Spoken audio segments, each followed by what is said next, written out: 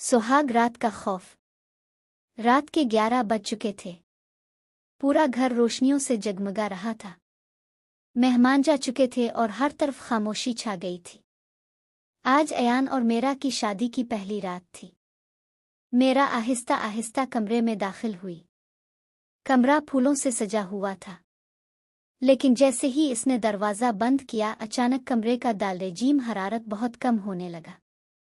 ऐसा महसूस हुआ जैसे किसी ने एसी को हद से ज्यादा चला दिया हो, हालांकि कमरे में कोई एसी था ही नहीं।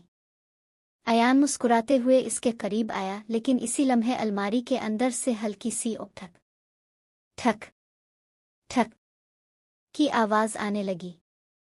दोनों एक दूसरे की तरफ देखने लगे। शायद बली होगी, अयान ने मुस्कुराते हुए कहा, लेकिन इसकी आवाज में भी घबराहट साफ महसूस हो रही थी। जब इसने अलमारी खोली तो अंदर कुछ भी नहीं था। जैसे ही इसने अलमारी बंद की, आवाज दोबारा शुरू हो गई। इस बार आवाज पहले से भी ज्यादा करीब थी। मेरा की नजर अचानक ड्रेसिंग टेबल के आईने पर पड़ी। आईने में इसे अपना और अयान का अक्स नजर आ रहा था, लेकिन उन दोनों के पीछे एक तीसरा साया भी खड़ा था। मेरा जोर से चीख उठी।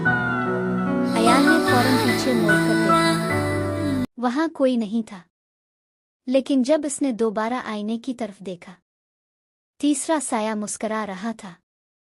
इसकी आंखें सियाह थीं और चेहरे पर एक अजीब सी खौफनाक मुस्कुराहट थी। अचानक कमरे की तमाम बत्तियां बुझ गईं। सिर्फ आईने से हल्की सी नीली रोशनी निकल रही थी। फिर एक खौफनाक धीमी आवाज गूंजी, "ये कमरा अब तुम्हारा नहीं।" अयान ने फौरन मेरा का हाथ पकड़ा और दरवाज़ा खोलने की कोशिश की, लेकिन दरवाज़ा बाहर से बंद था। फिर किसी ने कमरे के अंदर से जोर जोर से हंसना शुरू कर दिया। हंसी की आवाज़ इतनी करीब थी जैसे कोई उन दोनों के बिल्कुल दरमियान खड़ा हो। अचानक आईना जोरदार आवाज़ के साथ टूट गया। शीशे के टुकड़े पूरे फर्श पर बखर गए। हर टुकड़े में वही सिया चेहरा नजर आ रहा था। और फिर सब कुछ अंधेरे में डूब गया। अगली सुबह जब घर वालों ने कमरा खोला, कमरा बिल्कुल खाली था। ना अयान था, ना मेरा। सिर्फ दीवार पर खून से एक जुमला लिखा हुआ था, सुहाग रात सिर्फ उनकी थी, अब वो हमेशा मेरे हैं।